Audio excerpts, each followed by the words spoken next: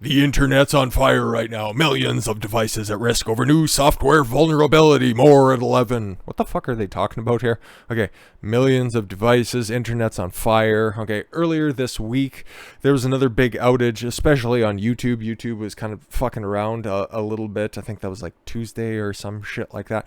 Can't quite remember, but yeah, there's been some fluctuations, okay? And you remember there was a big outage, a big service disruption, okay? I think that was, what, October 4th? When Facebook, WhatsApp, the whole host of Zuckerberg ideas, or his platform, sorry, not his ideas, he just stole them from other people, but the whole metaverse there, it was down for a minute, and the internet, and you know what, the software applications, they've been kind of funky, so let's see what the fuck is going on here, because I'm interested, at least, especially as somebody who is trying to make a living on the internet, and you should probably get to the bottom of this. A newly discovered flaw in a common piece of open source software is promoting researchers and companies to update their systems in a bid to prevent hacks and ransomware attacks. The vulnerability, known as CVE 2021-4428-8, was disclosed on December 9th. All right. Which allows remote access to servers and code execution. Oh my god, execution. Oh my god, did somebody call up the January 6th panel? Because I heard that was an execution too. Some experts have said. Meanwhile, Log4j is used in a large number of enterprise systems, raising concerns that it might be easily exploited. Well, if you already have a name and a number attached to it, it must be easy. A sense of vulnerability, which some dubbed Log4Shell, sounds like a searchable topic on Pornhub, so is widespread and is likely present in highly trafficked websites and apps. Is it, or is it likely? Okay. Users may also see their favorite websites and apps be impacted. Cybersecurity firms Mandant and CrowdStrike said that the hacking groups are trying to breach the systems. No symptoms are detected. And Mandant, whatever, described to Reuters that they are Chinese government actors. Okay, listen, when you keep I don't care if it's China, I don't care if it's Russia, I don't care. Whenever you just ascribe these actions to just big nebulous corporations or government entities, I just, my red flags go up like many are in China, but still, okay. If you can't nail this type of shit down, I'm going to be a little hesitant to go along with it. Given that Log4j has been a ubiquitous logging solution for enterprise Java developments for decades, L4j has the potential to become a vulnerability that will persist within industrial control system environments for years to come, according to a blog post by cybersecurity research at Dragos. A cyber criminal can exploit the flaw by sending a malicious code, a string that will get logged by the Log4j version. Wow, logs that are being captured by a piece of software that includes the word log in it. Imagine my shock.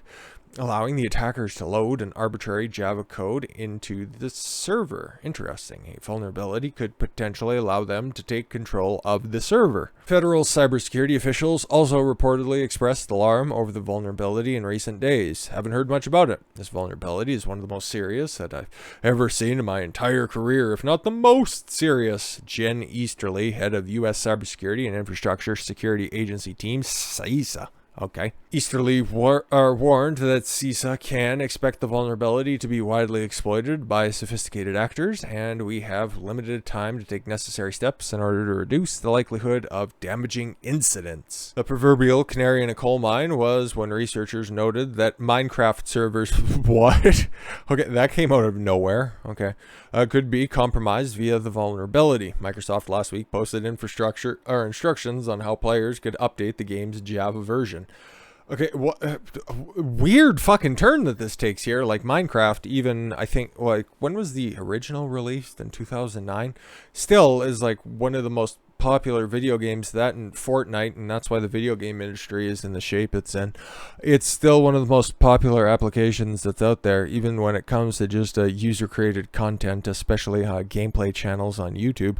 It's one of the most popular games that's out there, so if you're just taking a look at different vulnerabilities that can be exploited by different installations of Minecraft, that's a lot of systems that could be compromised, both like personal computers, Macs, devices, tablets, laptops, everything that's out there. Okay, like it's It's probably running Minecraft or the equivalent underlying processes. So yeah, okay, interesting, very interesting development. Microsoft last week posted instructions, how they could update the game's Java version.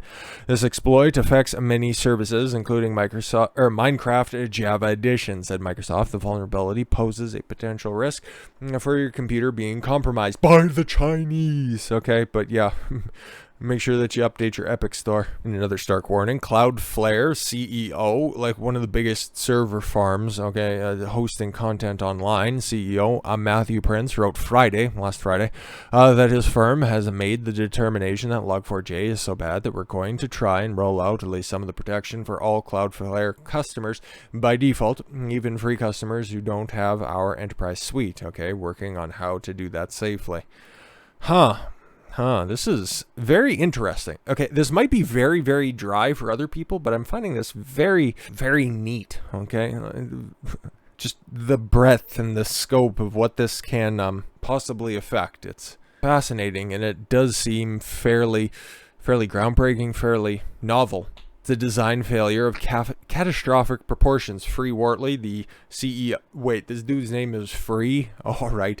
The CEO of the open source data security platform, Lunasec, wrote on the website last week, elaborating on what the services could be targeted via the exploit. Wortley said that the cloud services like Steam, another popular video game platform that's on devices, computers, and the tablets and all that other stuff, but there's also apps out there for streaming features. So again, it's ubiquitous with video gaming on personal computers.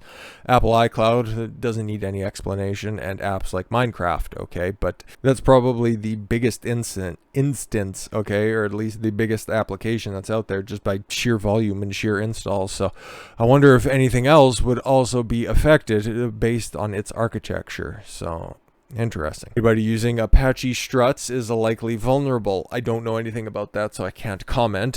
We've seen similar vulnerabilities exploited before in breaches, like in 2017's Equifax data breach. I remember that one. He said, referring to the hack that released millions of people's credit data. Yep. Last week, CISA issued an alert over the vulnerability, as did Australia's cybersecurity agency. The Apache Software Foundation rates the vulnerability as critical and published ways to deal with it on Friday. The internet's on fire right now. Circling back to the headline, we must be at the end of the article, warned Adam Myers, a senior vice president with CrowdStrike. People are scrambling to patch, he told the Associated Press, and all kinds of people are scrambling to exploit it. Yep. So hopefully that helps, like if you find any sort of services or any sort of apps acting a little bit funny, it might be affected by this log4j, obviously some kind of a play on logjam or something like that. If you find things going down, and I find this very interesting that this exploit or this vulnerability is discovered right before Christmas, because these DDoS attacks, these service outages that go on around the holidays, especially around Christmas, that was, I think we're approaching about a decade now, when Sony's, when PlayStation Live or PlayStation's online service went down for the better part of a week, starting directly on Christmas. So these are things that happen, in accordance with the holiday season. So if anything goofy starts to happen between now and then to when there's a proper course of attack in order to fix this vulnerability, just giving you a little bit of a heads up, I suppose.